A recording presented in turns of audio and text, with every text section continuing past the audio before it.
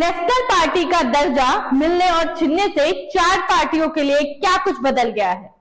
नमस्कार, मैं माही Tripathi, wisdom news में आपका स्वागत है। हमारे चैनल की टैगलाइन है ना इधर ना उधर, सच की डगर।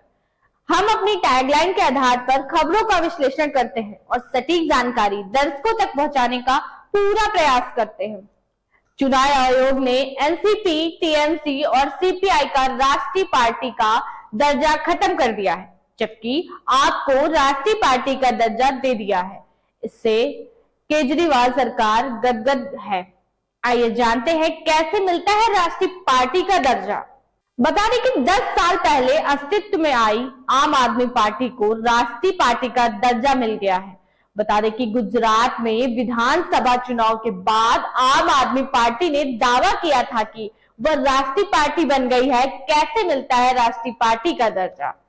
चुनाव आयोग के अनुसार किसी पार्टी को राष्ट्रीय पार्टी बनाने के लिए इन 3 शर्तों में से किसी एक को पूरा करना आवश्यक है।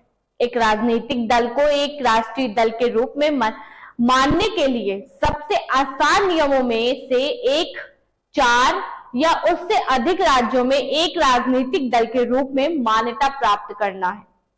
यदि किसी पार्टी को 4 से कम राज्यों में मान्यता प्राप्त है तो वो राजनीतिक दल के रूप में माना जाता है। तो यह एक राज्य पार्टी है।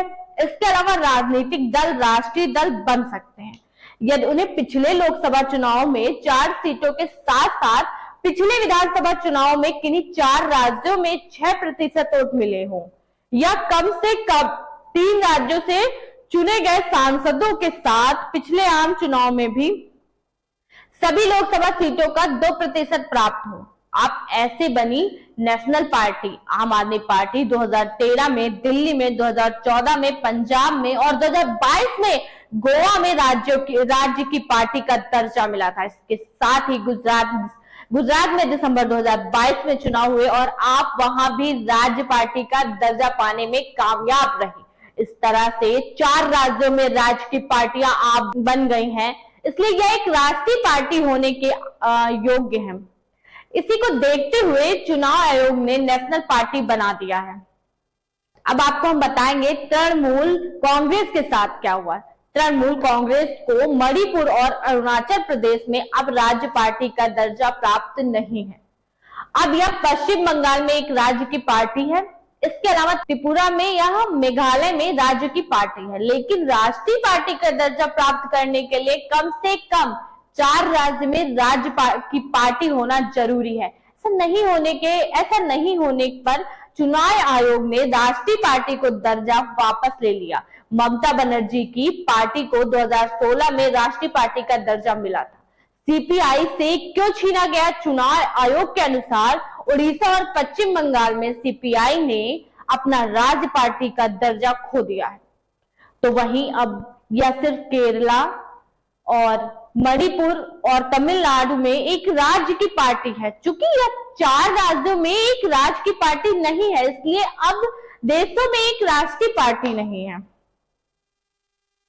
अब बात करेंगे एनसीपी के लिए आयोग ने क्या कहा। तो बता दें, एनसीपी के लिए चुनाव आयोग ने कहा है कि यह पार्टी अब गोवा, मणिपुर और मेघालय में राज्य की पार्टी बनने के योग्य नहीं है। हालांकि गत सोमवार को इसे नागालैंड में राज्य पार्टी का दर्जा दिया गया था। इसके अलावा यह महाराष्ट्र में एक राज्य की पार्टी बनी हुई है। इस तरह से यह पार्टी भी 4 राज्यों में राज्य पार्टी नहीं है, इसलिए इसका भी राष्ट्रीय पार्टी का दर्जा आयोग में वापस ले लिया। अभी इतनी ही राष्ट्रीय पार्टियां हैं।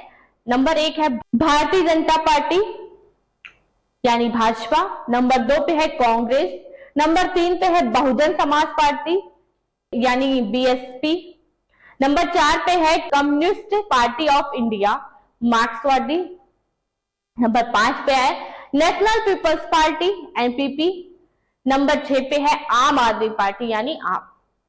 इनका राज्य पार्टी स्तर पर दर्जा समाप्त। चुनाव आयोग ने उत्तर प्रदेश में, रलोद आंध्र प्रदेश में, बीआरएस मणिपुर में, पीडीए पांडुचेरी में, पीएमके पश्चिम बंगाल में और आरएसपी और मिजोरम में एमपीसी को दिया गया राज्य स्तर की पार्टी का दर्जा भी समाप्त कर दिया है। राष्ट्रीय पार्टी बनने पर मिलते हैं ये लाभ। आपको अब हम लाभ बता दें कि राष्ट्रीय पार्टी बनने पर कौन से लाभ मिलते हैं पार्टी को। नंबर 1 पर दल देश में कहीं भी चुनाव लड़ सकेगा, किसी भी राज्य में उम्मीदवार खड़ा कर सकेगा। तो नंबर 2 वहीं बताते हैं, दल को पूरे देश में एक ही चुनाव चिन्ह आवंटित हो जाता है, यानी वह चिन्ह दल के लिए रिजर्व हो जाता है। नंबर 3, चुनाव में नामांकन दाखिल करने के दौरान उम्मीदवार के साथ एक प्रस्तावक होने पर भी मान्य किया जाएगा। नंबर 4, चुनाव आयोग मतदाता सूची संशोधन पर 2 सेट मुफ्त में देता है, साथ ही उम्मीदवारों को भी मतदाता सूची मुफ्त में देता है। नंबर 5, पार्टी दिल्ली में केंद्रीय दफ्तर खोलने की हकदार हो जाती है, जिसके लिए सरकार कोई बिल्डिंग या जमीन देती है। नंबर 6, पार्टी चुनाव प्रचारक में 40 स्टार कैंपेनर्स को उतार सकेगी। स्टार प्रचारकों पर होने वाला खर्च पार्टी प्रत्याशी के चुनावी खर्च में शामिल नहीं होगा।